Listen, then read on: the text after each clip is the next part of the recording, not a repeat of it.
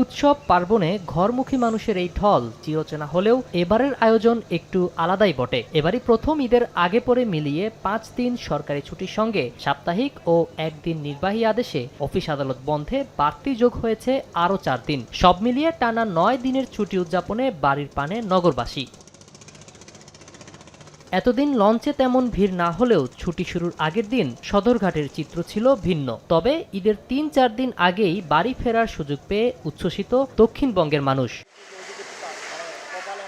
এদিকে শহরের ব্যস্ততা ফেলে পরিবারের সঙ্গে ঈদ আনন্দ ভাগাভাগি করতে বৃহস্পতিবার সকাল থেকে রাজধানীর কমলাপুর রেলওয়ে স্টেশনে ছিল মানুষের ভিড়। বরাবরের মতো এবার শিডিউল বিপর্যয় না থাকায় যাত্রীদের চোখে মুখে স্বস্তির ছাপ। টিকিট যার ভ্রমণ তার আসলে কথাটার সাথে কাজের সাথে কথার মিল আছে। আইন শৃঙ্খলা পরিস্থিতি যেভাবে বুথ করে ওনারা বসে আছেন, এই আইন শৃঙ্খলা পরিস্থিতির অনেক উন্নতি মনে হচ্ছে। খুবই ভালো লাগছে, ট্রেনে ওইরকম ভিড় নেই, আমরা বাচ্চা নিয়ে রিল্যাক্সে যেতে পারছি, এটাই অনেক। এদিকে গত কয়েকদিনের তুলনায় সড়কে যাত্রী চাপ বাড়লেও নেই চিরচেনা ভোগান্তির চিত্র। ঠিক সময়ে বাস ছাড়ায় স্বস্তি প্রকাশ করেন যাত্রীরা। বলছেন অনলাইনে টিকিট পাওয়ায় ভোগান্তি কমেছে, তাই ঈদের আনন্দ বেড়েছে দ্বিগুণ। আনন্দটাকে ভাগাভাগি করার জন্য বাড়িতে যাচ্ছি, খুবই ভালো লাগছে।